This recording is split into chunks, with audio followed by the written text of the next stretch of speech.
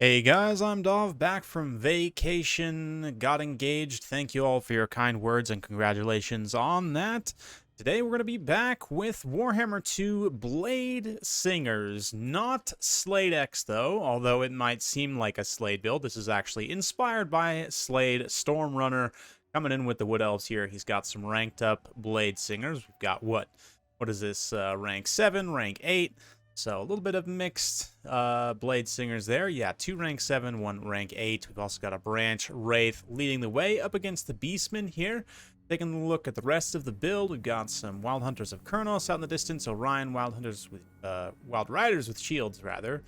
And yeah, relatively small build. We've got some Glade Riders with Hagbane tips over here. Out way on the wings, they have some Centaurs and some Poison Warhounds to contend with. All through the center, we've got plenty of Ungor Spearman Herd. We've got some Blackhorns Ravagers. Nice wide Beastman build. Couple of Minotaurs with Griffins to go after the elites. Some Centaurs there. Blackhorns Ravagers. Let's get slow-mo here as we talk about the rest of the build. Those Bladesingers are about to have some fun. Centaurs. Yeah, just Centaurs, I guess. Leadership-wise, we've got the one Wargore plus Morgur, the Shadow Cave, and then, yeah, Bray Shaman, Lore of Wild. So let's get into it. Looks like Stormrunner did pop the high weapon damage stance of the Bladesingers, putting them up to 51 weapon strength with the additional bonus versus infantry. Now, Bladesingers obviously going to be very good against most demonic factions, given their elite stats, their ability to contend with both armored and unarmored infantry, especially unarmored demon infantry in this high weapon damage stance with that magic 51 melee attack. And 8 bonus versus infantry as well. Sorry, 53 melee attack goes up even further. I mean, with the chevrons, considering, right?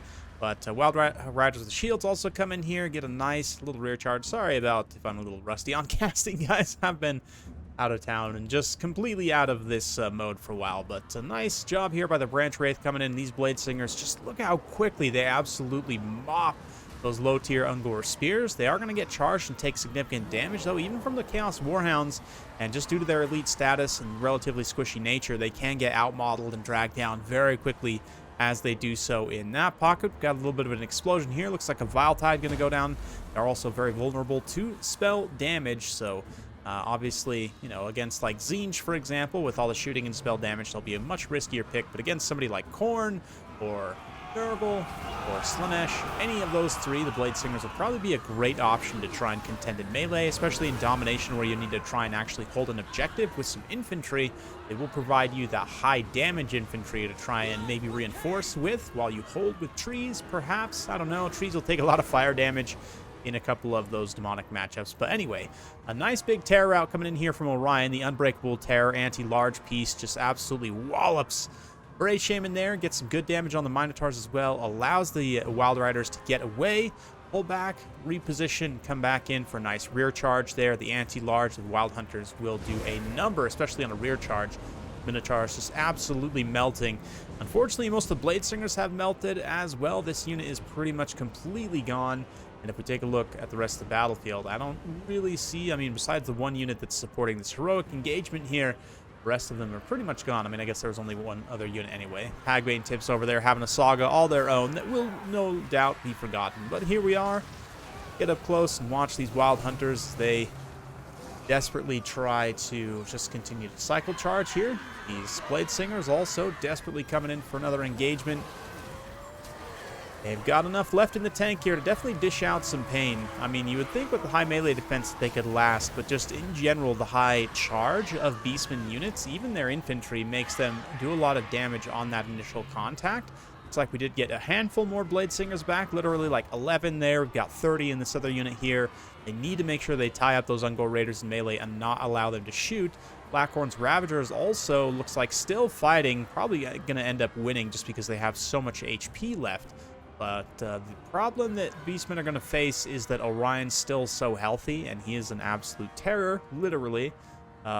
Meanwhile, Wild Hunters managed to save themselves from those Ungor Spears, now doing some pretty good damage to the Bray Shaman Lore of Wild, but might be finished off. The Hagbane tips finally coming home, though.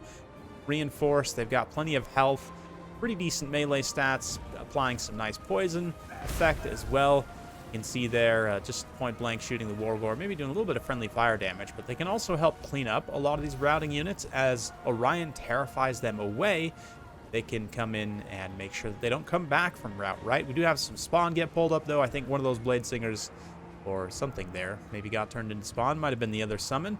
But anyway, they will definitely contribute some extra weight to the balance of power and weight to help deal damage to Orion, especially when they're in kind of a circle beat, as they are right now. They're not quite in a full surround on Orion, but pretty close. They're going to be doing some pretty substantial damage. Orion bringing down the Hawk's Talon there. So, should be pretty nice. Get some damage. Not too much, nothing too crazy, but every little bit helps, especially when you're able to deal some damage to these two real infantry units. Meanwhile, Morgar over here getting cut up by the Bladesingers. He doesn't have any kind of... no, he does have magic resistance. That's right. I forget. Which won't be applicable in Game 3, but look at this. He's not dealing any damage to them. His melee attack is low enough that he's just straight up whiffing. If we notice, the HP is taking no damage at all, which means, again, his melee attacks are just failing the attack rule, right? So he's just whiffing, basically. And the anti-infantry, high weapon damage, still being applicable here. These Bladesingers unfortunately do rout, but we're able to do a kind of hilarious amount of damage to Morgar, considering there was literally 11 of them. That's pretty good stuff there. And kind of goes to show, even in a pitch situation like that, they can be quite good. Orion trying to stay away from the Wargore. It's a little bit dangerous if they go, you know, 1v2 here. Either way, it's going to be dangerous for the 1 versus the 2, so definitely it needs to try and be a 2v2 or whatever side gets caught out. But a nice Awakening of the Wood there. Awakening of the Wood is one of those spells we'll have to see, kind of based on how the changes to explosion damage play out. Hopefully it won't be too strong, given that it also has a speed component, but I would like it for it to be, like, stronger than it is right now. The damage, as it has been for some time in Warhammer 2, is really not that great. It's okay. It's definitely good enough to make it, I don't know, usable, especially with the speed debuff, but in Domination, of course, the speed debuff of Awakening of the Wood will be even better. But anyway, Morgar gets cleaned up by Orion, just going to deliver the Righteous Spear to the face, throw one more as he runs away. And at this point, it's just going to leave the Wargore to his own devices. We've got Bladesingers in here. We've got the Horsemen, of course. Blade Riders doing their thing. Branch Wraith also comes for some fun. So that's going to be far too much for the Wargore to deal with by himself. Yeah, his leadership's very, very low. All it's going to take pretty much is Orion to come in and give him a nice rear charge. He may even rout before then. Yep, looks like he just gets army lost. So, there you go. Big thanks to Stormrunner for sending that one in. Pineapple Conqueror, very appropriate. Did you know that pineapples are not even native to Hawaii? Anyway, I did know that, but the interesting fact nonetheless. And they are also delicious. Fun fact for you there. We'll check the value on how much it is to rank these Bladesingers up, but all things considered, they did a great job, especially this one here, 2243, absolutely paid for themselves regardless of the cost. Love to see that there.